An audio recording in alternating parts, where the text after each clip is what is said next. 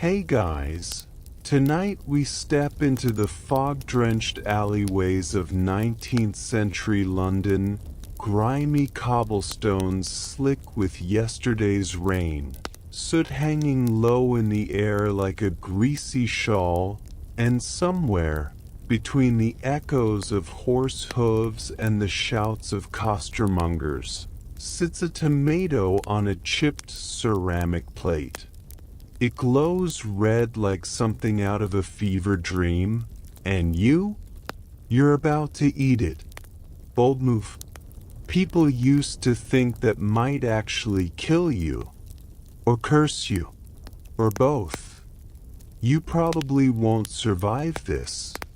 So, before you get comfortable, take a moment to like the video and subscribe, but only if you genuinely enjoy what I do here. Drop your city and the local time down in the comments. I always love seeing where and when you're listening from. Now, dim the lights, maybe turn on a fan for that soft background hum, and let's ease into tonight's journey together. You wake up in a creaky little flat just off Whitechapel Road, and the first thing you notice, besides the distinct smell of coal smoke and boiled cabbage, is the wet, pulpy sound of a tomato hitting the window. Splattered. Someone clearly didn't want it. You shuffle to the glass, wipe away the red smear with your sleeve, and peer outside. Misty gray dawn, already bustling. A butcher's boy hauls a bloodied cart past a fishmonger hawking yesterday's mackerel, and a few kids chase each other through puddles, their boots splashing up something that definitely isn't just water. You trudge down the stairs, the railing sticky with something sweet and definitely expired. Outside, the air hits you, London's signature blend of smoke, sour beer, and suspicion. There's a woman across the street pointing at a small wooden stall, her voice rising, "Which fruit, I tell you?" They keep bringing it from the continent, and now we've got rashes, coughs, and bad dreams. You follow her finger to the offending produce. Tomatoes. Glossy, plump, scarlet things nestled like dangerous jewels among burlap sacks and bruised turnips. Here's a fun fact. In 19th century London, a good chunk of the population genuinely believed tomatoes were poison. Some thought they were merely bad for digestion. Others were convinced they were a gateway to madness. And a bold few? They thought they were tools of the occult. A fruit of witchery, if you will. That lady shouting about rashes? Not alone. This was the era of medical guesswork and gut-level fear. You've got doctors prescribing leeches for migraines and bleeding for fevers, so when a strange, red foreign fruit starts showing up in kitchen gardens and tavern pies, people get a little twitchy. You stroll toward the tomato cart and see the vendor, old bloke, face like an aged boot, eyes gleaming with the mischief of someone who knows what he's selling. "Fancy a love apple?" he croaks. That's what they used to call tomatoes, by the way. Love apples. Exotic. Sinister. Possibly cursed. You ask what's in a name, and he replies, "Well, if it bleeds like that and grows on a plant, it can't be right, can it?" You laugh nervously. He doesn't. just nods toward the knife he's got sticking into a cutting board, tomato juice dripping down like blood. I seen a man's face swell up like a pork jelly from one bite. He adds, like he's recalling a minor household inconvenience. Red all over. Looked bewitched. Historians still argue whether the tomato's bad rep in Britain came from the deadly pewter plates of the upper class or from old world herb lore. Turns out, when tomatoes reacted with lead in those fancy pewter dishes, it really did make people sick, sometimes dead. Naturally, that didn't help their PR. Combine that with a name like Nightshade, and you've got a fruit one step away from being a Bond villain. You keep walking, now careful not to step in anything that squishes. The city pulses around you. Hackney cabs clatter by, coal soot snows softly from the sky, and every once in a while you spot a crimson stain where some unfortunate tomato met its end. It's not just suspicion, it's near folklore. Kids are told not to eat them. Cooks handle them like dynamite. And somewhere, tucked between pages of A Penny Dreadful, there's a tale about a tomato that whispered to a sleeping man and never let him wake up. Joke break. If tomatoes are witches, does that make ketchup a potion? Because the only spell it's casting is turning bland food into something you'd actually eat. Your stomach grumbles. Speaking of food, you duck into a small tavern near the docks, the kind of place where you're not sure if the floor is meant to be sticky or if that's just a feature. On the bar sits a plate of roasted vegetables, and lo, among the carrots and onions, something suspiciously red and round. You ask the barkeep if it's a tomato. He squints. Not if you don't want it to be. Safe answer. You sit down and poke at the food. The tomato's soft skin yields under your fork, steam rising like a ghost. You eat it. Just one bite. The barkeep leans in. You feelin' bewitched yet? He asks with a grin, missing 2 teeth and maybe a soul. You're not. At least, not in the dangerous way. But you are starting to feel that quiet dread that comes with realizing the world you've entered sees tomatoes less as salad ingredients and more as potential harbingers of doom. It's easy to laugh now. Tomatoes are on every sandwich, pizza, and pasta dish you love. But here, in the soot and suspicion of 1800s London, you've just committed what some might call a culinary crime. You step outside, the red mist of early evening coating the city in a wash of unease. Somewhere a bell tolls, a cat yowls, and a tomato rolls quietly into a gutter. You walk on, boots squelching through the muck as a dull fog thickens around your ankles. There's a sort of unease hanging in the air now, not the thrilling fear of dark alleys or looming footpads, but the quieter, weirder anxiety that maybe what's sitting on your dinner plate is plotting against you. Just one street over, something draws your attention. A produce cart, tilted slightly on one wheel, flanked by a gaggle of elderly women in kerchiefs whispering like they're discussing witch trials. You edge closer. There they are again. Tomatoes. Plump, glistening, arranged like bait. But it's the women who fascinate you more. One with gnarled hands is recounting something dramatic. Her cousin's son's neighbor apparently ate a tomato and hasn't spoken a coherent sentence since. Speaks backwards now, she says, wide-eyed. Talks to dogs and thinks he's French.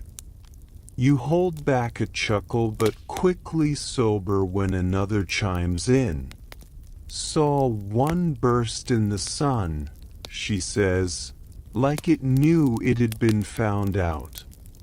It sounds ridiculous, but not uncommon. In 19th century London, a city teetering between medieval medicine and modern science, people genuinely thought tomatoes could harbor malicious energy.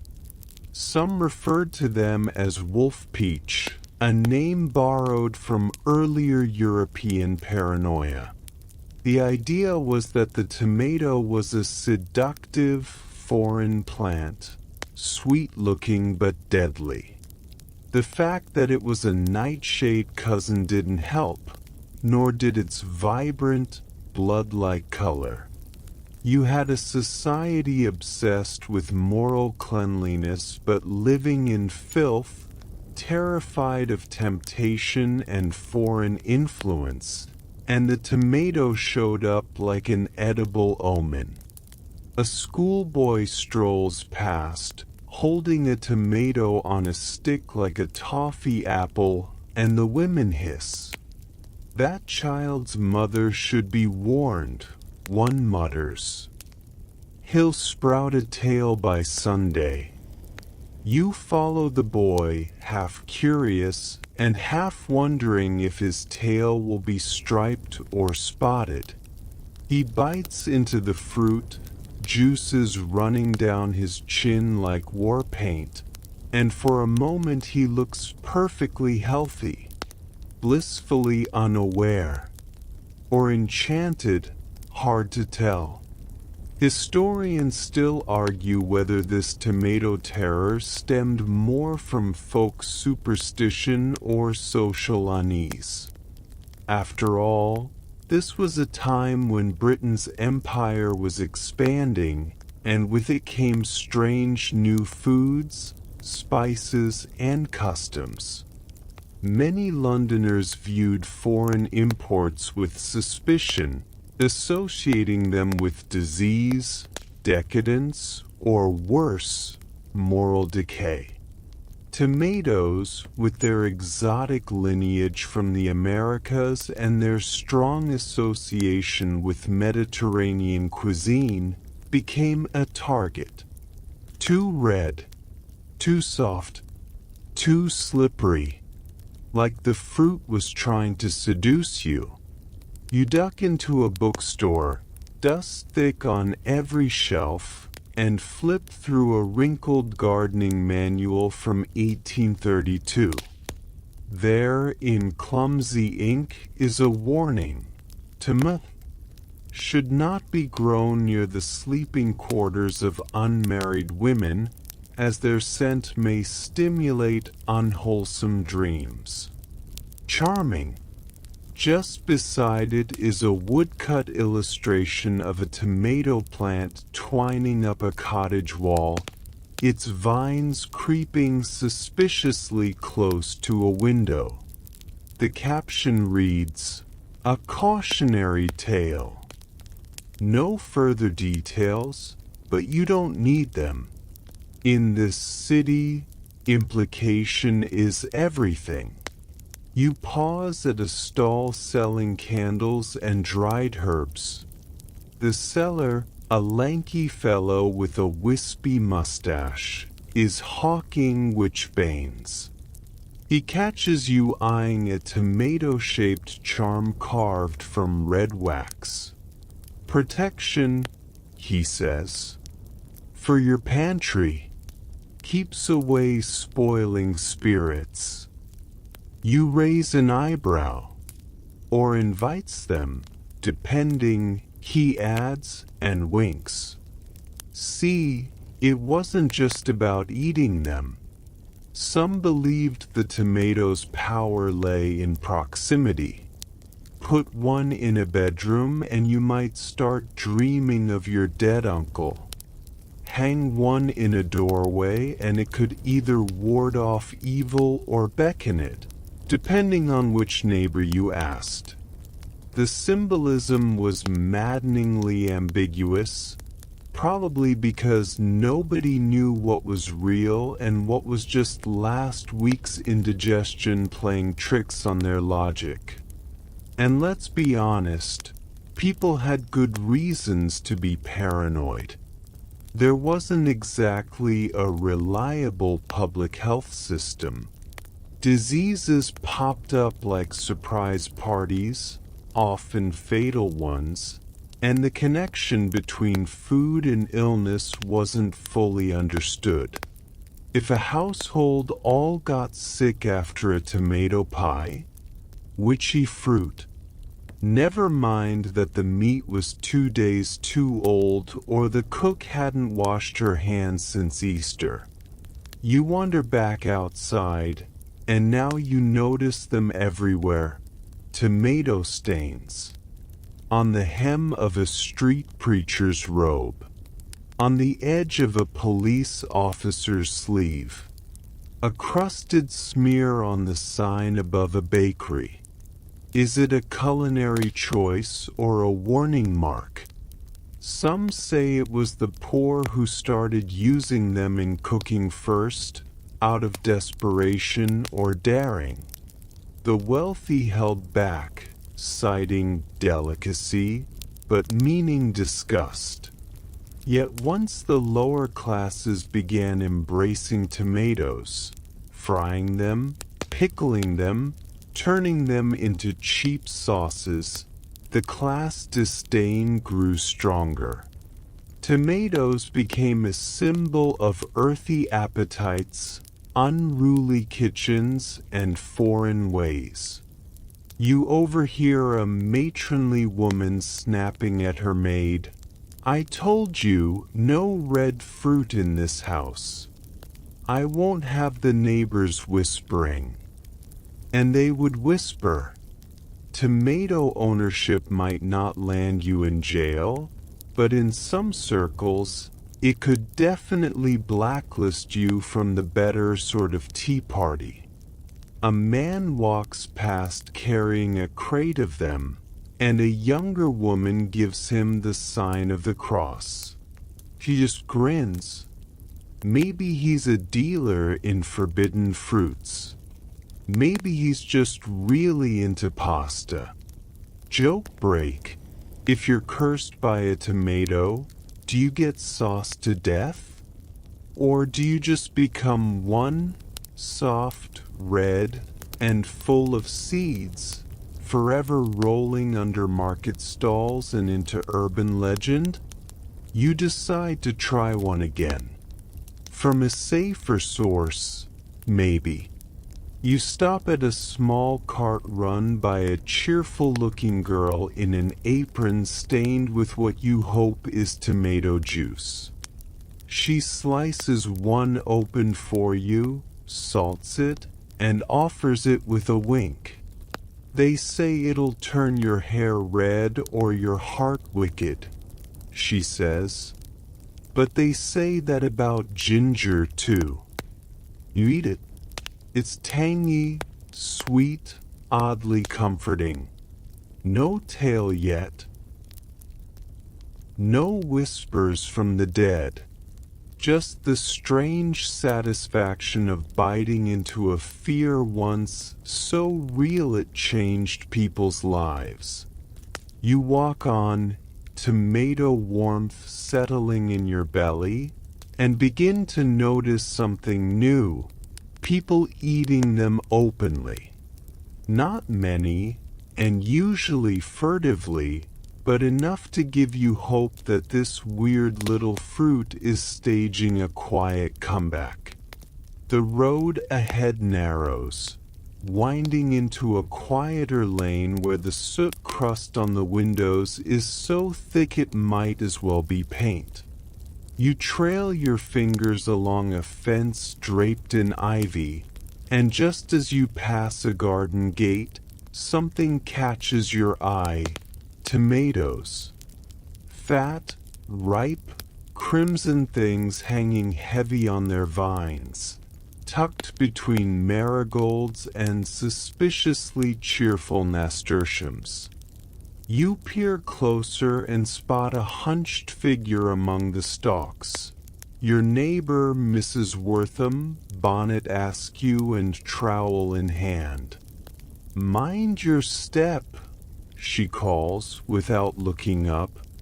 "They bite if you're not polite." You pause, uncertain whether she's joking.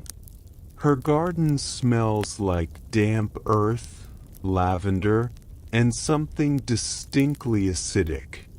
She gestures to a patch where 2 tomato plants look particularly lively. That one there killed 3 hens. 8 from the compost, pecked the fruit, keeled over like dominoes. Don't grow 'em too close to the animals, not if you want eggs to hatch proper. You inch back.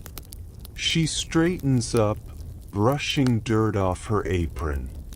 "Truth be told, I never liked them, but they do keep the neighborhood talking." She chuckles. "Old Mrs. Prim from next door called the constable last summer. Said I was boiling up hexes. This is not an isolated incident. Throughout London's neighborhoods, especially in the more superstitious corners, think narrow lanes in Bethnal Green or shadowy mews behind Kensington mansions, tomato growing comes with social risk. It's not banned, exactly, but frowned upon like keeping ferrets indoors or not covering your piano legs. Tomatoes, especially when homegrown, suggest dabbling. In what exactly is up for debate? Curses. Unnatural fertility. Love spells gone soggy. Historians still argue whether this fringe belief came from old-world rural fears, Mrs. Wortham adds, pulling up a weed with disturbing enthusiasm, or whether we just don't trust what grows too fast. You ask her why she bothers growing them at all. "Because they make the postman nervous," she says simply, "and because I like a good scandal with my stew." You offer to help, and soon you're up to your elbows in soil, plucking suckers from stems and hearing all about the neighborhood pie maker who once used tomato preserves in a tart. "People said the crust wouldn't brown," she says in a low voice. And then her cat walked backward for a week. You stifle a laugh. "Laugh if you like," she adds, handing you a basket. "But the Reverend called on her, didn't he? Said tomato pie was a perversion of both God and flour. And when she started mixing basil with it, well, that was that." She leans closer. "Of course, there's also the legend of the red pie. Supposed to bring love if served hot under a full moon, or make someone forget their name entirely. You're not sure which is more dangerous." As you gather the fruit, a faint breeze rattles the tomato cages. The plants sway like they're listening. Watching maybe. You can see how people start weaving stories around them. Their skins are taut, like they're holding secrets. Their seeds, slippery and star-shaped, seem just a little too organized for comfort. They cling to the soil like it's home, but bloom too fast for logic. Nature shouldn't be so efficient in London, of all places. Joke break. If these tomatoes are magical, then Mrs. Wortham is either a gardening witch or just very committed to fresh bruschetta. You leave with a basket and a growing sense that tomato suspicion wasn't just about poison, it was about control. These things popped up in urban gardens, thrived in chaotic soil, and didn't need much to flourish. In a city gripped by class, gender roles, and spiritual fear, a fruit that grew wild and red among cabbages and weeds was bound to cause trouble. You cut through an alley where someone's etched a tomato into the brick with coal, an oddly detailed graffiti. Underneath it reads, "Beware what blooms uninvited." You'd laugh, but there's something eerie in how neatly it's drawn. Too precise. Back in your own tenement, the smell of tomato leaf lingers in your sleeves. You lay the basket on the table and inspect your haul. They look innocent enough, until you slice one open. The juice pools like ink. Inside, the seeds are arranged not randomly, but in a perfect spiral, almost hypnotic. You blink and shake it off. Must be hungry. You head upstairs to return a book to the neighbor's boy and catch his mother at the door. "Ah," she says, nodding at your hands. "You've been to Wortham's. Don't leave them on your windowsill." Oof. Last time someone did, their pigeons stopped cooing. You want to ask more, but she closes the door with an ominous creak, leaving you and your basket alone in the stairwell. A tomato rolls out and bumps down the steps with a soft, rubbery thunk. Thunk, thunk. You chase it, not entirely sure why, and catch it just before it hits the gutter. It's whole, unbruised, watching you. You carry it back inside and, with a pinch of salt and a ridiculous amount of curiosity, bite into it. Still delicious. Still suspicious. Still red as sin. You wipe your mouth with the back of your hand, trying not to think too hard about the tomato's texture. The flavor still lingers, tangy, fleshy, faintly metallic, like a kiss that knows too much. You try to shake it off, but once you've bitten the fruit of suspicion, it's hard to taste anything else without second-guessing its motives. Outside, gas lamps hiss to life with a tired flicker. London's twilight wraps itself around chimneys and corners, and you can feel that peculiar tension in the air, the one that makes people close their shutters early and double-check their locks. It's not fear of burglars tonight. It's tomato night. Unofficially, of course. It's not on the calendar, but you've heard the whispers. Every so often in certain neighborhoods, people swear the tomatoes act up, ripen too fast, fall from shelves without cause, ruin dinners without touching the pot. It always seems to happen when the moon is low and orange, as it is now, hanging just above the rooftops like it's spying on supper. You head toward a local chapel, drawn by the low drone of voices. Inside, a small group gathers, not for mass, but for something less formal and far more peculiar, a tomato cautionary. It's part prayer circle, part urban legend club, mostly attended by older women, a few jittery bachelors, and one very sweaty grocer who keeps glancing at the basket by his feet. It's full of tomatoes. The speaker, a stout man with a crooked collar and the calm fury of someone who once lost a bet to a vegetable, clears his throat.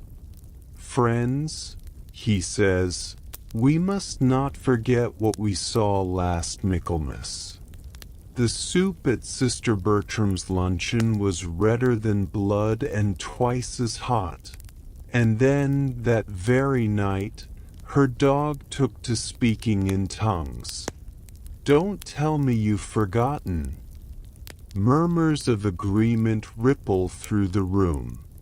One woman clutches a rosary made of dried cherry tomatoes.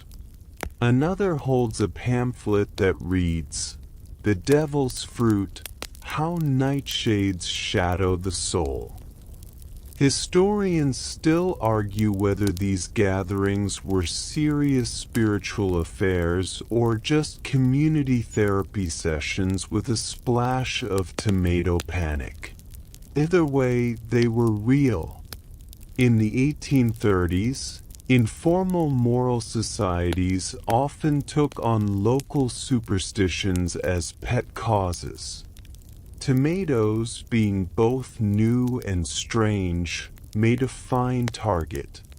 Easy to blame, easy to avoid, and easy to draw biblical parallels to, what with their redness, their forbidden fruit aura, and their uncanny resemblance to certain anatomical vulnerabilities no one wanted to name aloud.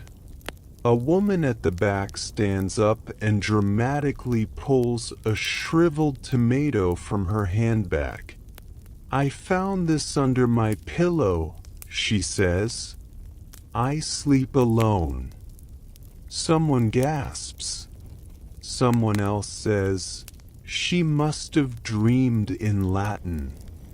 Another simply crosses themselves with their left hand, which, by the way, is supposed to confuse tomato spirits. Or invite them. Depends which folklore you follow. Joke break. If tomatoes are cursed, does that make ketchup a liquid exorcism? Or is it just concentrated evil in a bottle? You sidle up to the grocer, who's sweating more than seems strictly necessary. "What's your story?" you ask quietly. He leans in. "I don't stock them," he whispers. "Not by choice. They show up. Middle of the night. Basket on the step. No note. No knock. Just tomatoes. Always the same number, 13. I don't even sell them. I just move them around until someone takes them.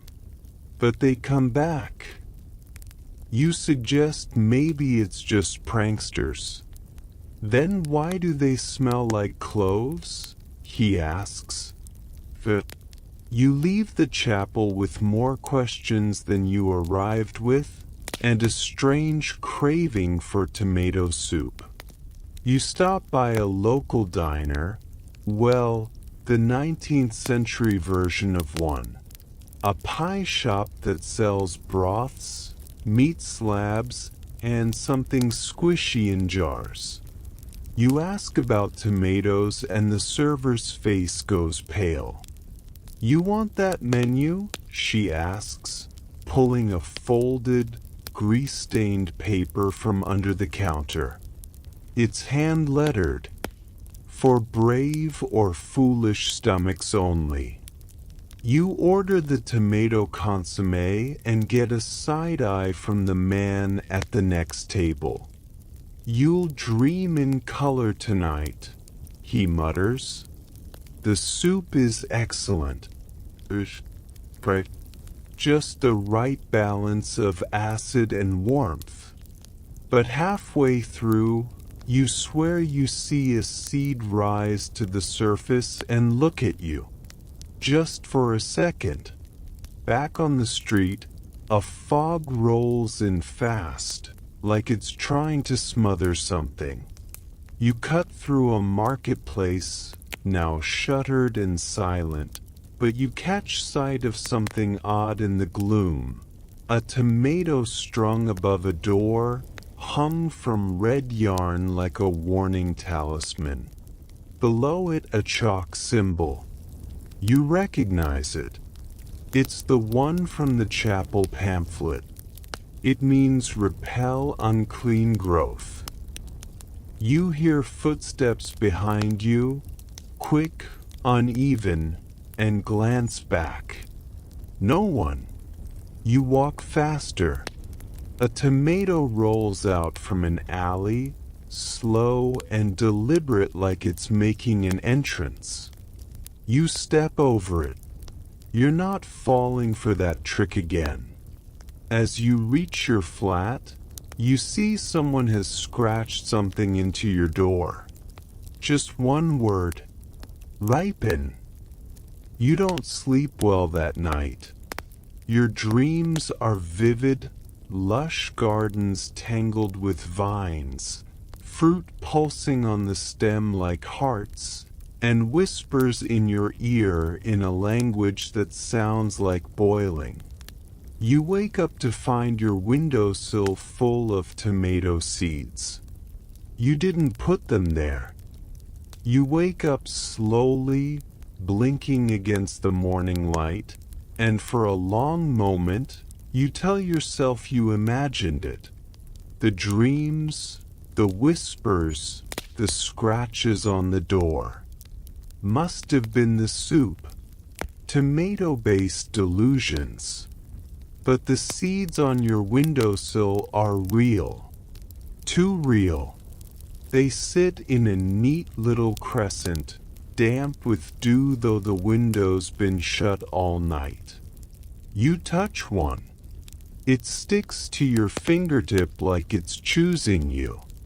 You flick it into the rubbish bin and try not to think about how it lands silently, like it didn't weigh anything at all. Down on the street, things seem normal again. If your idea of normal includes laundry lines sagging with petticoats and a man selling leeches in front of a hat shop. You keep your head down, heading toward the market square where you've arranged to meet a friend of a friend. He's a bookseller, the rare kind who dabbles in both the published and the whispered. You find him behind a cart of scandalous paperbacks and pamphlets that warn of frogs in milk and hairpins made of arsenic. He greets you with a nod and doesn't bother with pleasantries. You're looking into the fruit, he says. Not a question. Yes, you admit. He pulls out a slim, cracked leather volume. No title on the spine. He opens it halfway and points to an illustration. It's a tomato, but drawn like a medical diagram. Sliced, labeled, surrounded by symbols. Stars. Crescents. The Ouroboros chewing its tail. 17th century Italian grimoire, he says. Translated poorly. They called it Pomodoro del Silenzio, the silent fruit. Why silent? No one who overate them ever spoke again. You stare at him. He shrugs. That's what they wrote. Could be metaphor. Could be nonsense. Could be really bad acid reflux. He lets you flip through the book. The entries vary, recipes, mostly. Not for meals, but for mixtures. Tomato, mint, chalk powder, pressed into a poultice and wrapped in muslin. Another for tomato seed tea that's supposed to bring visions. Another warns, never plant the seed of sorrow beside the seed of joy. You ask what that means. Historians still argue whether it refers to companion planting or something more spiritual. Emotional even. There's a section on red welling, a practice found in pockets of 19th century London among midwives and herbalists. It involves boiling tomatoes with iron nails and burying the cooled pulp beneath a house to ward off illnesses or attract them, depending on the intent. It's fringe, sure, but not unheard of. In a time before antibiotics, people did strange things to get better, or to get revenge. Quirky tidbit? One account claims that in 1841, a woman boiled tomatoes and horseshoe clippings to create a potion that reversed baldness. Her husband did regrow hair. On his feet. Just the feet. And only when he was angry. Joke break. If tomatoes can cure baldness but only in the wrong places, they're either magical or just really petty. You take down notes, then ask the bookseller where the belief came from. This link between tomatoes and the occult. He says it likely stems from the fruit's ties to the nightshade family. Belladonna. Mandrake. Plants with reputations. Plants that don't play nice. You grow a tomato, he says. You're growing the cousin of a poison. People don't forget that. You leave with the book on loan and a warning to not read it by candlelight. Words shift when they feel watched. Heading home, you stop at a florist who's been rumored to sell plants for moods. She recognizes the book immediately. That one gave my cat anxiety, she says, dead serious. It's why I don't keep tomatoes anymore. Last one I had turned all the marigolds blue. She hands you a bundle of dried herbs, mint, rosemary, and something you don't recognize. Put that under your pillow, she advises, in case the dreams come back. They do. That night, your sleep is shallow and oddly scented. You find yourself standing in the middle of a greenhouse that stretches forever in all directions. Vines twist like veins across the glass, and tomatoes hang from the ceiling, pulsing slowly. There's no sound except your breath and the occasional drip of juice from somewhere above. Then a voice. Not loud. Not frightening. Just curious. Why do you fear what you grow? You wake up sweating, the dried herbs crushed in your palm. Outside, Your neighbor's cat stares at your door like it's waiting for it to open on its own. The next morning, you water your windowsill plants with more caution than usual, avoiding the pots with anything red. And yet, one has sprouted overnight. Just a tiny stem. No memory of planting it. No seed packet. But it's there. And it's growing fast. You wake to find the tomato sprout has doubled in size overnight. Not unusual in itself, plants do that. But this one seems to have skipped the awkward leafling stage. It's already sturdy, already reaching. You lean in, inspecting the stem, and you swear the little hairs on it bristle like they sense your breath. You drop it. Slowly, down on the street, London stirs. Carts rattle, laundry flaps, and chimney boys shout about nothing in particular. But you've got your mind on the unnatural leaf in your windowsill. You wrap the pot in an old tea towel, place it in the corner farthest from the sun, and pretend it isn't thriving in the shadows. You need a walk, fresh air, or at least the London version of it, damp soot and horse sweat. But today, your path takes you south, past the old apothecaries who now mostly sell sugar water and brain powders that smell suspiciously like cinnamon and chalk. You're not looking for medicine. You're looking for history. You find it in a cramped museum you've never noticed before. No signs. No queue. Just a bell on the door and a tiny placard, Cabinet of Domestic Curiosities. Inside, it smells like old lace and spilled ink. The exhibits are crammed together, unlabeled. A corset made from eel skin. A hairbrush with human teeth for bristles. And near the back, under a cloudy bell jar, a shriveled red thing that might once have been a tomato, or a heart. A man appears from behind a curtain like he's been summoned by your confusion.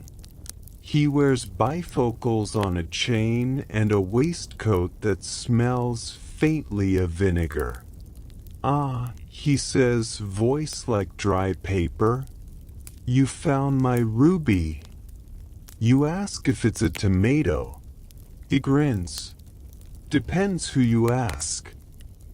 He explains the specimen came from a manor house in Hampstead, circa 1804.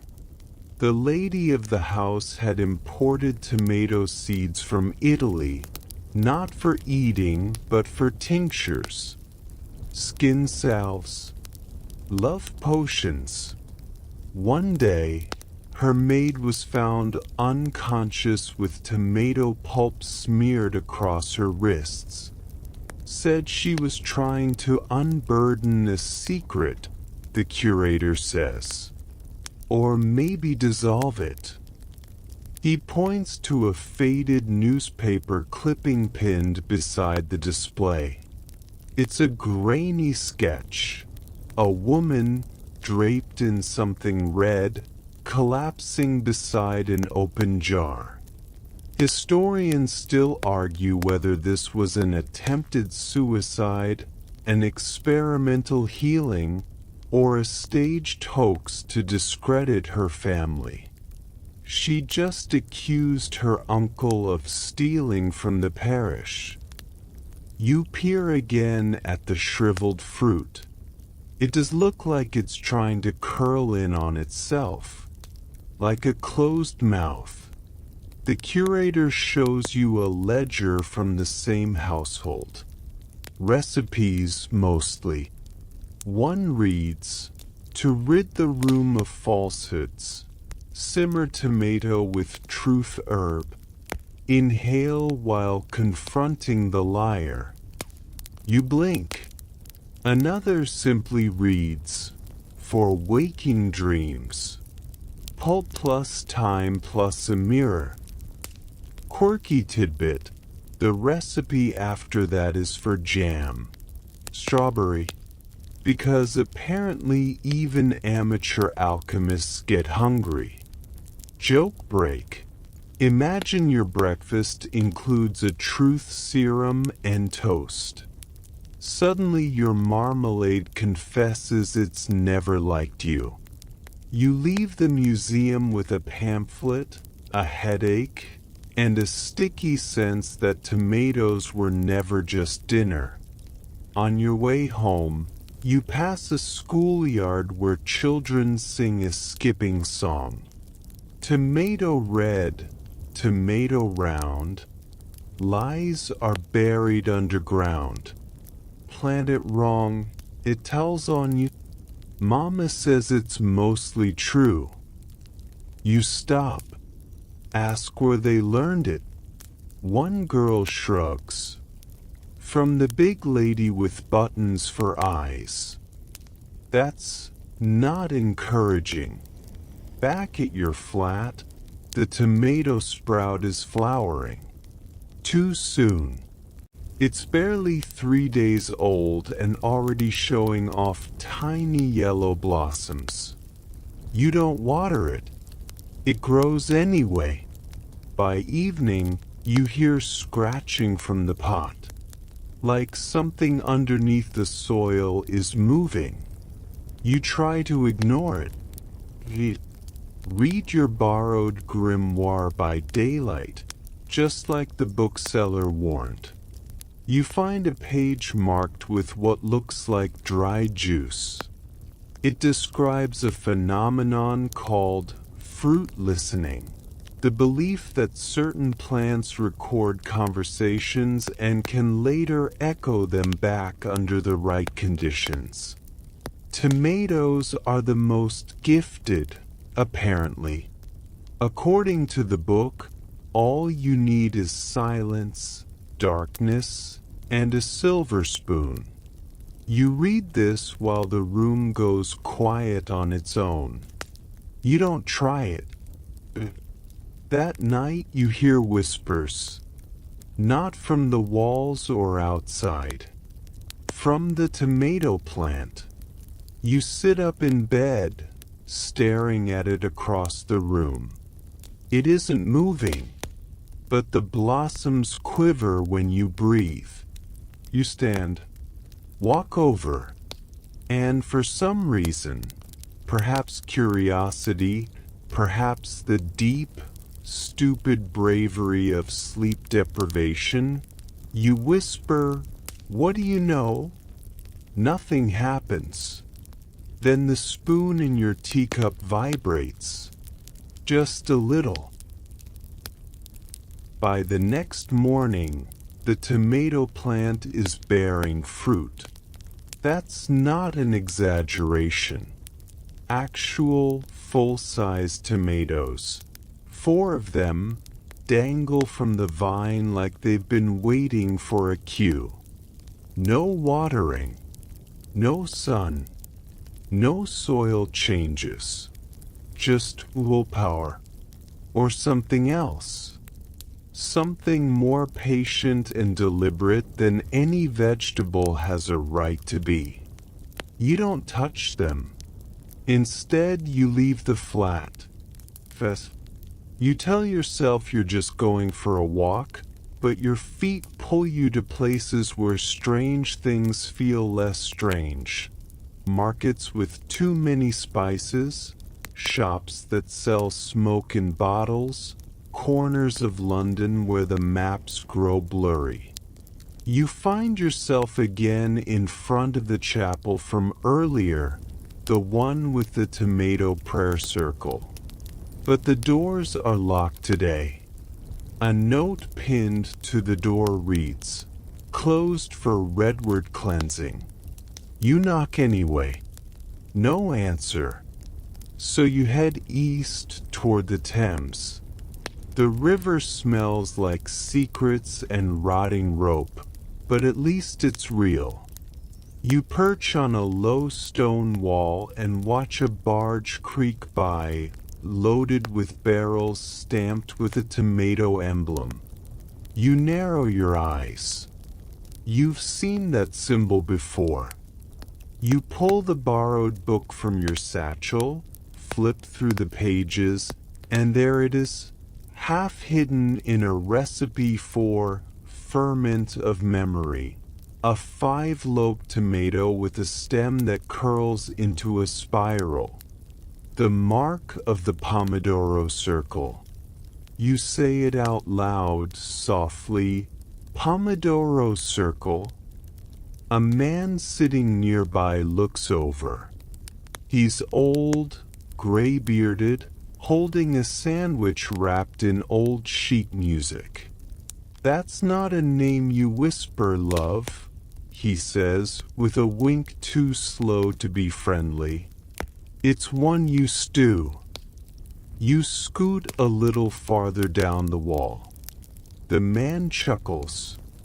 They were real, you know. Not witches. Not magicians. Just believers. Believers in the hidden powers of plants, especially that one. He nods toward your book. Pomodoro was code for things not easily explained. Dreams, sickness, sudden truths. You ask if he ever met one. He shrugs. Might have. Had a neighbor once who only wore red, grew nothing but tomatoes, and spoke backwards every third Tuesday. Sounds like a coincidence. Or a defense mechanism, he says, biting into his sandwich. Tomatoes don't like liars. He's not wrong. In the mid-19th century, there were documented instances of communities treating tomatoes as truth foods. Certain reformist schools in London experimented with tomato-based diets, claiming they reduced deceitful behavior in children. Historians still argue whether that was science or just the placebo effect garnished with marinara. Quirky tidbit? In 1852, a fringe preacher claimed tomato juice helped his parish see through sin. He was later fined for making parishioners bathe in it, publicly and during Lent. Joke break. If tomatoes expose lies, imagine serving them at a Victorian dinner party. Darling, these are divine. Actually, Reginald, they were grown on your mistress's balcony. You thank the riverman and head home. As you near your building, you freeze. Your window, the one above the tomato pot, is open. You didn't open it. You rush inside, heart in your throat, but nothing's broken. Nothing missing. Except the tomatoes. The plant is bare, but not empty. Hanging from the stem is a note, weighted with a silver spoon. The paper is thick, yellowed. Ink blotted. It reads, "If you listen too loudly, something may answer." You sit down. The plant rustles. Not from wind. The window's shut again. You check the soil. Underneath, buried just an inch deep, you find something cold and round. A seed. But not like any you've seen. It's silver, not coated, solid. You place it on your desk and stare at it for a long time. It doesn't move, but later, when you go to make tea, it's gone. You sleep poorly again, because of course you do. In your dream, the tomatoes are back. But they're not on vines. They're in rows in a library reading books. Each has a title: Confessions, Regrets, Unsent Letters. You reach for one, and it splits open with a sigh. Inside is your voice, saying something you haven't said yet. You wake to a sound like dripping. In the corner, the tomato plant is gone. But where it stood, there's a mirror, not yours, framed in vines. And in it, for just a moment, you see something red watching you. From the other side. Oh, you don't scream. Not out loud, at least. But your breath catches and stays put, somewhere between your ribs and your better judgment. The mirror. No, not a mirror. A window? A trick. Still reflects your room. But there's that flicker again. Something just behind you that disappears when you turn, like the afterimage of a sneeze. You edge closer, heart tap dancing all over your insides. The frame of the mirror is rough, woven from what looks like vine, thorns dried and polished smooth. You'd swear it wasn't there yesterday, or this morning, or really 5 minutes ago. You reach toward it, half expecting cold glass. But your fingers meet nothing. There's no surface, just cool air, and the faint scent of crushed tomato leaves. You flinch, then do the most logical thing you can think of. You throw a towel over it. A yellow one. The color of safety. The color of denial. Then you back out of the room like someone exiting a very polite haunting. Downstairs, you decide to visit the bookseller again. Only this time, his stall is empty. Not just closed, gone. Like it had never been there. No cart. No crates. No scandalous pamphlets about frogs and tea. You ask a fruit seller nearby if he's seen the man. She frowns. Bookseller? You nod. The one with the grimoire. Sold paperbacks. Smelled like cloves and sarcasm. She shakes her head. No bookseller here. Not in years. Your stomach does a slow roll. You press on, heading back toward the cabinet of domestic curiosities. Maybe someone there can explain. But the museum is locked. A sign on the door, scrawled in red ink, reads, "Temporarily closed due to fruit complications." That's not comforting. You sit on the front steps for a while, staring at the pigeons. They seem normal, except for one that hops closer, drops a tomato seed at your feet, and flies away. You do not pick it up. Instead, you turn to the only other lead you have, the chapel. This time, the doors are open. Inside, it smells like basil and old wood. The congregation is gone, but the woman from before, the one in red, is lighting candles at the altar. She doesn't look surprised to see you.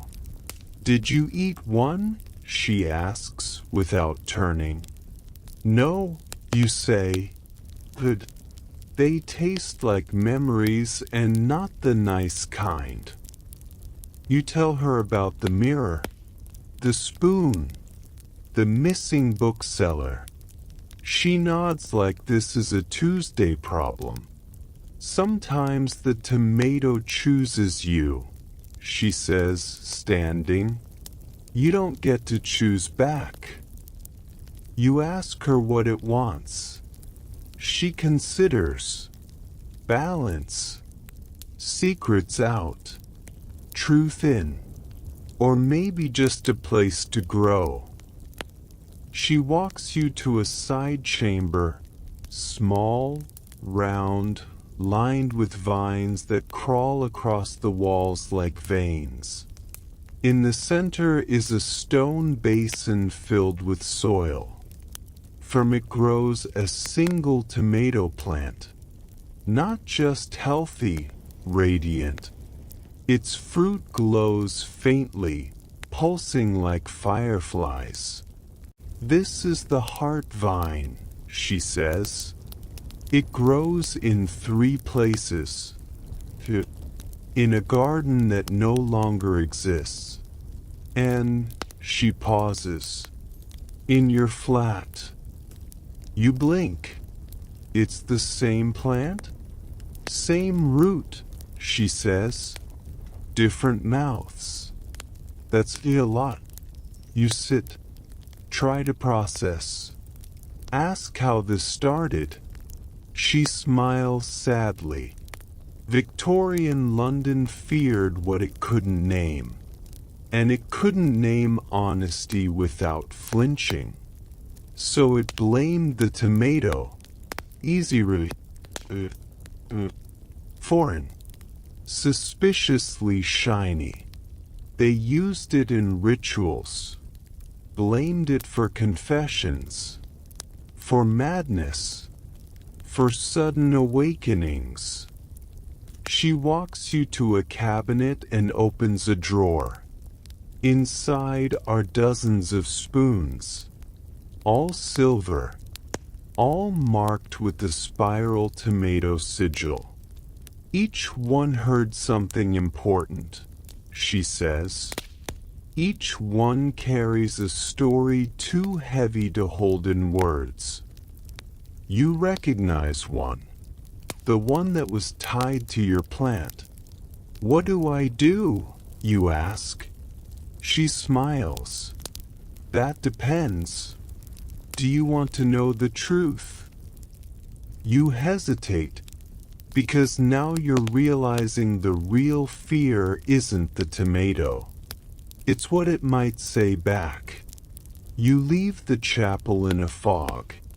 Outside, the city looks slightly off. The light too golden. The air too still. As if London itself is holding its breath. Back at your flat, the towel has fallen off the mirror. And the reflection is not your room. It's older. Dustier, like it's frozen in time. On the floor of the reflected room is a silver seed. It begins to roll toward you, across the mirror's threshold. You don't stop it. The silver seed stops at the edge of your world, halfway between reflection and reality. It sits there, humming. Yes, actually humming, in a tone just low enough to make your teeth ache if you focus too hard. You stare at it. It stares back. Metaphorically. Probably. You should leave it alone. So naturally you pick it up. It's cool, heavier than it looks, and seems to vibrate slightly in your palm. Not like a machine, more like a cat. Alive, but pretending not to be. You set it on your table and back away like it might explode. It doesn't, but the mirror flashes once. Just a flicker. And the plant, yes, the tomato plant, is back. This time growing straight from the mirror's edge. Not a pot, not the floor, just sprouting from the boundary between what's yours and what very much is not. You watch it climb, brazen, like it knows exactly what it's doing. The blossoms open by the time you finish your tea. Your neighbor knocks then. A woman you've nodded at in stairwells, exchanged awkward, lovely weather with during rainstorms.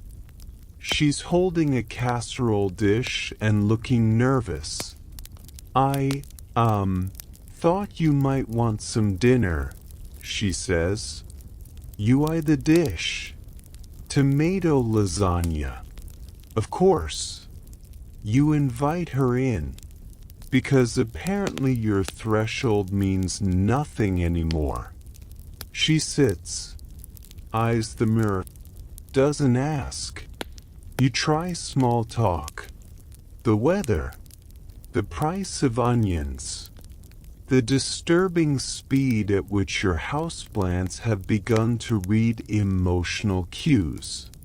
Then she says it, softly. They visited me too. You freeze. She takes a breath. In 1879, my great-great-grandmother, she wrote journals, said the tomatoes spoke to her, told her things she hadn't lived yet, warnings. She burned them all except one entry. She pulls a folded page from her coat, sets it on your table. The paper is old, but the ink is bright red. It reads, the fruit sees, the fruit speaks, the fruit knows. Beware the mirror vine, it does not forget. Mainstream historical fact? In 1879, London experienced a spike in reported mirror hallucinations. Doctors chalked it up to eye strain, gaslighting, or overconsumption of acidic vegetables. Newspapers called it tomato madness. Quirky tidbit. One man sued his mirror for libel after claiming it called him a coward in his dead wife's voice. He lost, but the mirror was quietly removed. Joke break.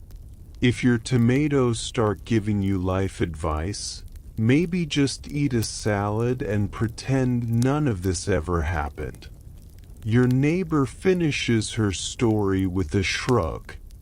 I moved here because her journal mentioned this building. Said it was one of the listening houses. Thought it was nonsense. You both look at the mirror. It pulses. The vines twitch. Your neighbor blinks fast. I should go. You don't argue. After she leaves, you open the silver spoon drawer again. Only you don't have a silver spoon drawer. But it's there now, below your stove. Inside, 6 spoons, all engraved with your initials. You've never owned silverware that fancy in your life. You take the top spoon and hold it to the mirror. It warms. The glass ripples, and suddenly you see it, yourself, but not quite. Hair shorter, different clothes. The you in the mirror is writing. A journal. You can't see the words, but you can feel them. They're heavy. Then that you looks up, meets your eyes, and mouths one word. Run. You drop the spoon. The mirror clears. You back away slowly, your foot hitting something soft. You look down. A tomato. Perfect. Sitting on your rug like it belongs. You do not touch it. You turn in for the night because what else can you do? Barricading yourself in the kitchen with baking trays and passive-aggressive notes feels beneath you now. This is beyond ghosts, beyond logic. This is horticultural horror. You try to sleep. You almost succeed. Until just before dawn, when the tomato plant whispers your name. Not loudly, not even urgently, just knowingly. The whisper isn't like a voice, really. More like your name remembering how it's supposed to sound, curling out from somewhere deep inside the stems. You sit up in bed, not screaming, not running, just quietly offended that your tomato plant now has vocal cords. The room is dim. The window is fogged. And the mirror glows faintly, as if moonlight's leaking through from a place where the moon is redder than usual and probably angry about something. You don't want to look, so of course you do. The reflection isn't your bedroom tonight. It's a study, Victorian, cluttered, full of smoke and polished wood and rows of tomatoes neatly labeled in jars. You lean closer. Each jar is marked with a name. Eliza, Henrik, DT recalcitrant. Your own name is not there. You back away, hit your dresser, and knock over the seed, the silver one.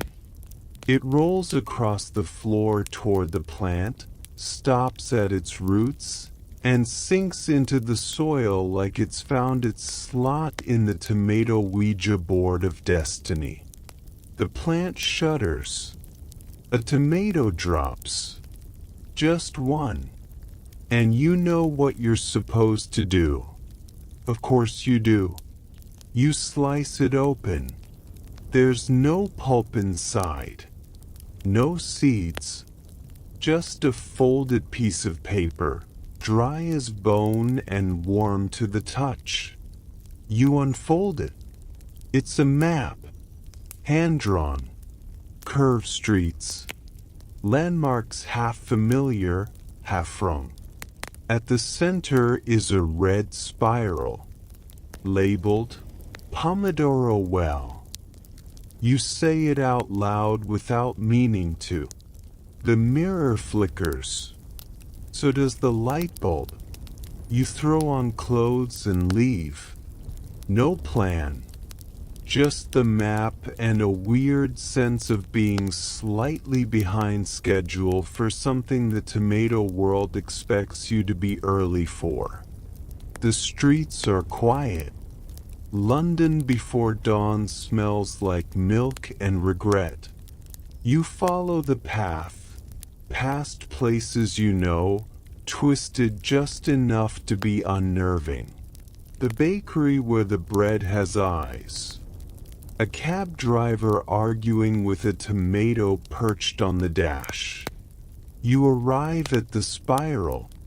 It's a garden, tucked between brick buildings that shouldn't allow room for a garden. Wild, overgrown, and full of trellises woven into cages. You step inside. The temperature drops. Not cold, just older. like the air remembers when it was smoked over coal and lies. The well sits at the center, stone, covered in moss that hums if you listen too long. You peer down. It's not water at the bottom. It's light. And floating on that light is another tomato. You lower the map, and you see them. People, seated quietly on benches grown from vine. All dressed in 19th century clothes, unmoving, eyes closed. But breathing. A dozen of them. One opens their eyes. "Welcome," they whisper. "You've been expected." You say the only thing you can think of, "Is this a cult?" They smile. Tomatoes don't form cults. They form agreements. That's not better. They stand, offer you a spoon. You take it. They gesture to the well and tell you very calmly that you're standing at one of the oldest decision points in London. Mainstream historical fact. Hidden green spaces in Victorian London were often maintained in secret by fringe societies, botanists, spiritualists, even rogue priests. One such group reportedly believed that tomatoes carried ancestral knowledge if harvested at midnight. Quirky tidbit. A failed 1846 patent attempted to classify tomatoes as a personal divination aid, alongside crystal balls and phrenology skulls. It did not pass. Joke break. At this point, even your kale is starting to feel underappreciated. They ask you a question. Will you plant the seed? You don't answer. Not yet. Because something is stirring at the bottom of the well. The light is shifting. And you suddenly remember every time someone in this city looked at a tomato with fear, reverence, or that weird hunger that isn't about food. It's not just a plant. It's a mirror, and maybe a door. You look down at your spoon. The spiral engraving seems deeper than before. You look back at the map. The spiral pulses once, then vanishes, replaced with one word. Listen. You kneel beside the well, and ever so gently you lower the spoon. The spoon dips into the light like it's sliding beneath the surface of a pond that isn't wet. No splash, no ripple. Just a hum that builds behind your eyes, tuning your thoughts like a piano long neglected. The people on the vine benches do not move. Not even to breathe, it seems. You wonder, just for a flicker of a second, if you're about to join them. If this whole thing ends with you sprouting roots and whispering Latin in your sleep, then the spoon clicks against something. You pull it back up. Cradled in the curve of the silver is a seed. Not tomato. Not any seed you recognize. It's faceted like a gem, black with a shimmer of green when it turns. You hold it in your palm, and for one awful second, it feels like it's watching you. Not malicious, just curious.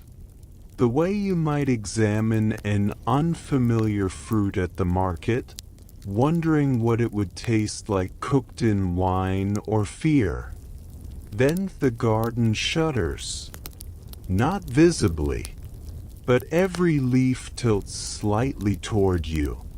Every flower leans just enough that you realize it had already been listening. A voice from behind you. The last time someone pulled a seed from the Pomodoro well, London lost 3 hours. Nobody noticed, but the clocks still remember. You turn. It's the woman in red again.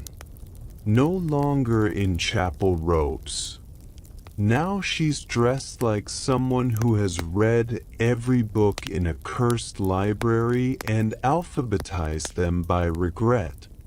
She steps closer, eyes the seed, frowns. That one's still dreaming. You shouldn't have it yet. Too late. The seed pulses in your hand once, and you feel 1,000 tomato vines slithering through your family tree. Now you're part of the root, she says softly. You ask her what happens now. She sighs. Depends what you plant. Depends where. She leads you to the edge of the garden. The vines part. Another street waits. A new one. Londonish, but not the London you left. Gas lamps flicker with violet flames. Pigeons blink with too many eyes. You'll need to find your original, she says. My what? The first tomato. The one your line began with. You stare at her. Tomatoes have genealogy? Of course, she says. Why do you think heirlooms are so powerful? They remember. She gives you a tiny glass jar. Inside, a sliver of tomato skin, curled like a scar. This'll lead you, she says, if you let it dissolve in tea. Mainstream historical fact. Heirloom tomato varieties were often passed down within families as closely guarded property. Some Victorian gardeners even included seed packets in wills, noting which descendants were worthy. Quirky tidbit. One London widow reportedly kept her deceased husband's favorite tomato seed under her pillow. She claimed it whispered to her in French. Joke break. Look, if a salad ingredient has stronger family ties than you, maybe it's time to call your cousin back. You take the jar, unsure whether to thank her or ask for a refund on reality. Then she hands you a mirror shard. Keep this, she says, in case the door forgets your face. You don't ask what that means. You head out into the new London, the shard in one pocket, the seed in another, the spoon tucked into your belt like a knight of culinary prophecy. The streets are crooked, not architecturally, philosophically. Buildings lean a little too close. Street names change when you look away. You pass a man arguing with a street lamp about existentialism. You ask a shopkeeper, face half covered in vine tattoos, about the heirloom. He squints. You're chasing origin? You nod. He shrugs. Go west, where the tomatoes bleed blue. Not ominous at all. You head west, and the air thickens. Like soup. Not metaphorically. You pass through a curtain of humidity that smells like basil and dust and something sweet and wrong. There it is. A house. Abandoned, overgrown. Tomato plants crawling up the walls, the roof, the windows. Thick with fruit, none of it red. Blue, deep and shimmering, like bruises dreaming of skies. You knock. The door opens on its own, and inside, silence, except for the gentle, rhythmic thump of something breathing. The thumping isn't from above or below. It's within. The house breathes like it's lived too long and only just remembered how. You step inside, and the door sighs shut behind you. No click, no latch. Just a quiet, vegetal exhale. The floorboards creak under your feet, but not randomly. It sounds almost like a pattern, like the house is tapping out a message in a language invented by roots. You hold the seed tighter in your pocket. It's warm now and pulsing ever so slightly with your heartbeat, or maybe with its own. The air smells like soil and old paper and jam. You step into the parlor. It's been overtaken by vines. A chandelier is draped in tomato plants, their fruit hanging like ornaments. Everything is perfectly preserved in a state of slow collapse. A dusty teacup rests on a side table, rim stained blue. The thumping grows louder. Then you see it. At the heart of the room, surrounded by looping vines and soft candlelight, is a glass cloche. Inside it, a tomato. Not any tomato. The oldest tomato you've ever seen. Blue as midnight. Wrinkled. Perfect. It floats, not resting on anything, suspended in air like it's waiting for a reason to fall. The cloche is engraved with a name. Your name. Well, your family's name. The spelling is old, fancier, but it's yours. And beneath it, origin stock. You reach toward it. A vine wraps gently around your wrist. Not tight, not aggressive, just questioning. You pause, and the tomato speaks. Not aloud, not in words. It presses into your mind like a thumb into soft dough, sending memories that aren't yours. Dusty sunlight on cobblestones, laughter in a garden, hands digging into dirt with reverence. You see a woman, long skirts, hair pinned high. She's crying, planting, saying goodbye to someone. You can't hear her words, but you feel them, sorrow mixed with defiance. She buries a seed, then time lurches. The same garden, overgrown now. A child, maybe her daughter, finding the sprout, cultivating it, keeping it secret, then fire. The garden burns, but not the tomato. It survives, is hidden, passed down, and now it's here, waiting for you. Mainstream historical fact. Several families in Victorian London kept private seed vaults, often tucked behind false panels in kitchens or greenhouses. These vaults were sometimes insured for more than the house itself. Quirky tidbit: in one infamous 1887 court case, a man claimed his neighbor had spiritually trespassed by growing tomatoes with echoes of his grandmother's cultivar.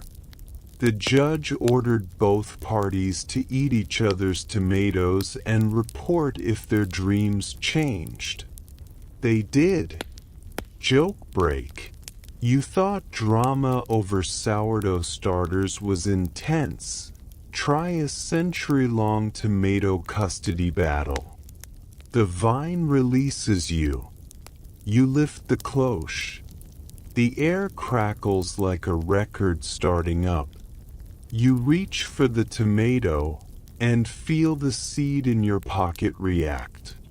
It glows faintly green, and suddenly you know, this is the match. This is where it began. Where you began. You place the strange seed on the table. It rolls toward the heirloom. It melts. No fire. No fanfare. Just absorption, like water soaking into thirsty soil. The blue tomato flashes once, then splits. Not violently, gracefully. A gentle unfurling. Inside, another seed, silver, and beneath it, nestled like a pearl in a myth, is a second spoon. This one engraved not with initials, but with a date. Tomorrow's. You take it. The thumping stops. The vines retract, respectfully. The house exhales again. But this time, it's relief. You step outside and find the streets subtly different. Clearer. The fog thinner. As if something heavy has been lifted off the architecture. You walk and realize people are looking at you differently. Not fear, recognition. They nod. Some smile. One old man tips his hat and says, "Took you long enough." You don't stop, because now you feel the shift. Reality has bent, just a little, to accommodate the thing you did. Something important has clicked into place. And the tomato isn't done with you. Not yet. You check your pocket. The spoon glows faintly. And your reflection in a shop window shows you, smiling. But it's not quite your smile. Not yet. You walk until the streets forget to be familiar. Not in the eerie way. Not anymore. Now it feels intentional, like the city is opening corridors that didn't exist before, letting you into rooms behind its dreams. And then you reach it. A greenhouse. Half collapsed. Roof glass fogged over with time and soot, but still breathing. You push the door open, and it wails softly. Inside, the heat wraps around you like a confession. Tomato vines drape from every available structure, rafters, beams, and what might once have been a piano. The spoon glows warmer now. On the far wall is a mosaic. Broken tile, rusted tools, pieces of mirror. And right at the center, a circular depression. Spoon-shaped. You step closer. The spoon in your hand shivers with delight, like a key waking up near its lock. You press it in. The greenhouse answers. The walls shudder. Vines curl tighter, then unfurl like they're stretching. The temperature spikes, but you're not sweating. It's the kind of heat that peels illusions, not skin. A panel slides open in the floor, revealing stairs. You descend. The air shifts. It smells ancient, dust, tomato leaf, chalk, and something else. Something metallic. You reach the bottom and find a room. Circular. Carved stone walls etched with names. Hundreds, maybe thousands. Each one beside a date. A tomato placed lovingly beneath each inscription. Some fresh, some dried, some fossilized. This is the archive, not of people, of tomatoes. Each one a memory, a lineage, a life. You approach the center. There's a basin, empty, except for a single drop of tomato juice, suspended midair like a ruby caught in indecision. Above it, a plaque. The seed remembers.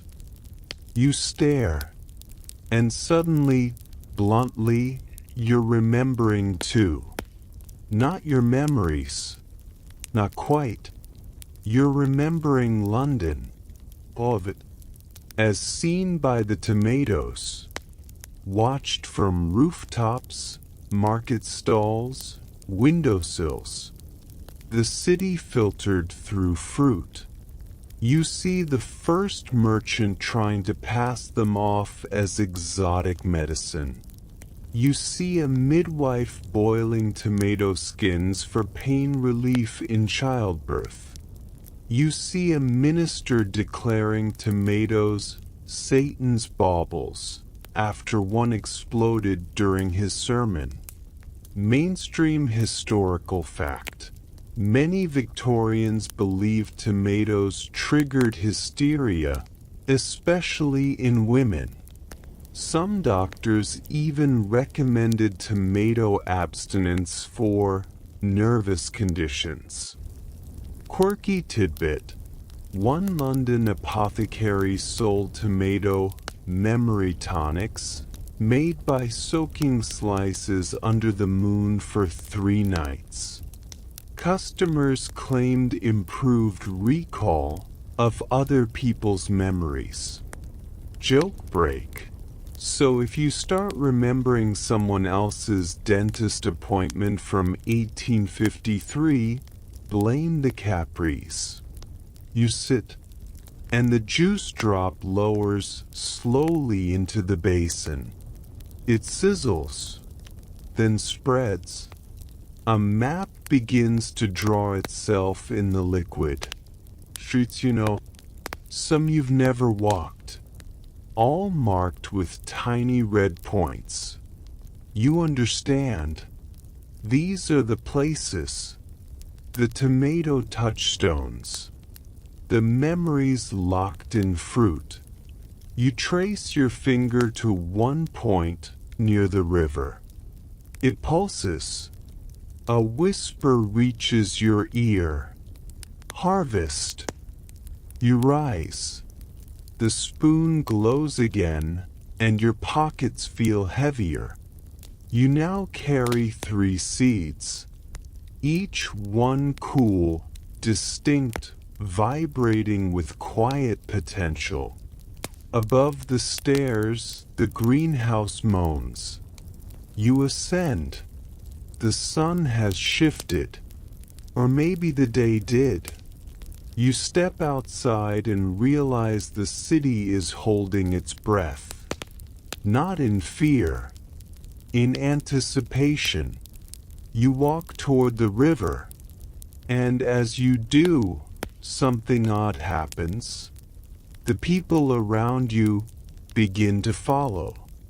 Not close, not crowding, but trailing.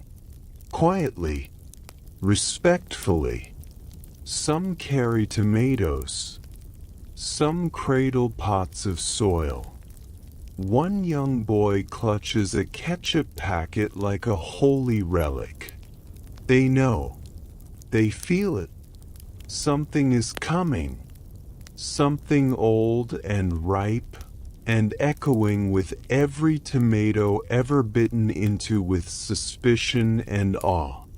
You stop at the bridge.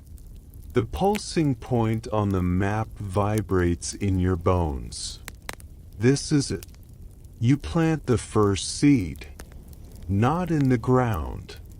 In the water. You drop it from the bridge and it floats, not like a seed, but like a beacon.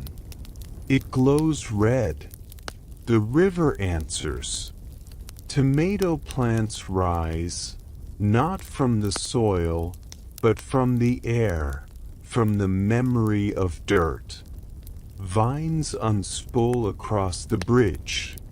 The crowd watches and nods, because they've seen enough magic in their tea leaves and sandwich slices to know this is not strange. This is overdue. You stand on the bridge, watching tomato vines spiral skyward like they've waited centuries to climb. The seed you dropped has bloomed into something vast. Roots not in soil, but in memory. In story. The river glints red, though no blood has been spilled. Behind you, the crowd stays respectfully silent. One child giggles, plucking a cherry tomato that appears midair and popping it into his mouth without hesitation. You flinch. But he grins.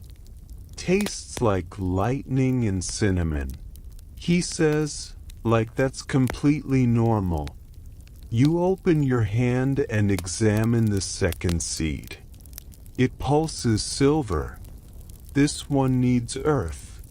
Not just dirt. Something older than concrete. Something unpaved, unwitnessed, unclaimed by scaffolding or gaslight. You turn south. The people part for you. Not reverently. Not like you're holy. More like you're weirdly magnetic. Like you smell faintly of destiny and oregano. You pass a statue of Queen Victoria. She sprouted a tomato vine around one arm. No one seems in a hurry to prune it. You pass a street vendor selling hot tomato broth from a cart shaped like a cauldron. He gives you a thumbs up and winks with both eyes at once. Then you find it. An excavation site. Abandoned, maybe recently. Half a Roman mosaic peeks from under tarp and caution tape. A place that's already remembering. You kneel. You press the seed into the earth. And the ground sings. Not music. Not words. The tone. The pitch of history harmonizing with itself. A crack opens. Not a dangerous one, just wide enough to breathe out something buried. Dust pours upward. A small vine slithers through the soil, bearing one fruit. Not red, not blue, but clear, transparent. You pick it up. Inside, a swirl of images. A woman in Roman robes. A cluster of monks. A kitchen maid slipping a tomato into her pocket. A revolutionary hiding seeds in his boot. Mainstream historical fact. Archaeologists have found evidence of tomato-shaped vessels in early Roman ruins, though consensus says the fruit didn't arrive in Europe until the 16th century. Historians still argue whether these vessels were symbolic or proof of some pre-Columbian trade. Quirky tidbit: a certain 19th century medium claimed tomatoes were memory lenses and conducted seances using only heirloom varieties. Participants swore they could hear the fruits whispering entire biographies. Joke break: your grandma's tomato sauce was to die for. Apparently so good it came with past lives. The transparent tomato fades in your hand, and in its place, a phrase carved on your palm. Ripen the third. You know what it means. You walk, this time north, through alleys with names like Vine Court and Orchard Mews, past a man selling tomato tarts shaped like roses, past an old woman muttering into a jar of marinara like it's an angry lover. You reach the final place, a park that isn't a park anymore, just a forgotten patch between buildings, fenced off with rust and ivy. But your seed glows red-hot now, demanding to be placed. You step inside. You feel the air tighten. This spot is protected, not by fence or wall. By time, you plant the third seed, and everything around you blooms. Not flowers, memories. You see flashes. A Victorian boy watching a tomato float in a jar and believing it holds secrets. A cook arguing with a scientist over whether tomatoes could carry spiritual contagions. A woman, again and again, passing down seeds with warnings and blessings in equal measure. Then the memories take shape. People from the past, not ghosts, but echoes. They walk the edges of the space, smiling, curious, not afraid. One of them steps forward. It's the woman in red. You ask her finally, "Who are you?" She smiles. The question is, "Who were you?" She hands you the mirror shard. And for the first time, you recognize your reflection. Not just your face, your place. You are the seed bearer, the one who returned the heirloom line to the soil, the one who made the city remember. And as the three seeds awaken fully, water, earth, memory, they call out. London answers. Lights flicker on across the skyline. Not electric, organic. A city gently glowing with tomato energy. Rooftops sprout vines. Cathedrals hum. Underground trains pause, and passengers feel a sudden, inexplicable craving for bruschetta. You look up. The sky itself ripples like a tomato skin about to split. You don't feel fear. You feel full. And still, the journey isn't quite done. You stand in the glowing garden that used to be a vacant lot, your reflection still flickering in the mirror shard, your hand marked with the ghost script from the transparent tomato. The sky pulses once more, gentler now. Less a warning, more a wink. You look around. Everything is still. The crowd that once followed you has melted away like fog in the afternoon. Maybe they were never meant to reach this part. Maybe this is yours alone. You kneel at the final seedling. The vine, small and soft as a memory, curls around your finger. You whisper a thank you, not to the plant, to the city, and maybe to yourself. The heirloom tomato, the original, the one under the cloche, still sits in your pocket. Breathing, waiting, but no longer pulsing. It's content. Its journey is over. Yours is not. The mirror shard vibrates slightly in your other hand. You look into it again and see a ripple of faces behind your own. Generations of people, all with your eyes. All holding tomatoes. All a little confused and a little stubborn. The woman in red appears again. She doesn't say anything this time. She simply steps forward and nods. You get the sense she's proud, or relieved, or maybe just tired. A final breeze rustles the vines. The buildings nearby lean ever so slightly closer, like they're trying to hear what happens next. You take the heirloom tomato and place it in the soil beneath the final seedling. It dissolves instantly. No fanfare.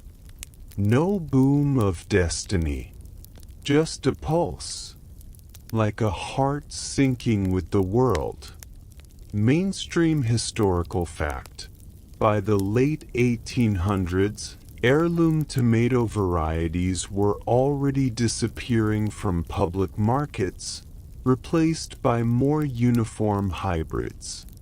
Only a few families and eccentric seed keepers preserved the originals in secret.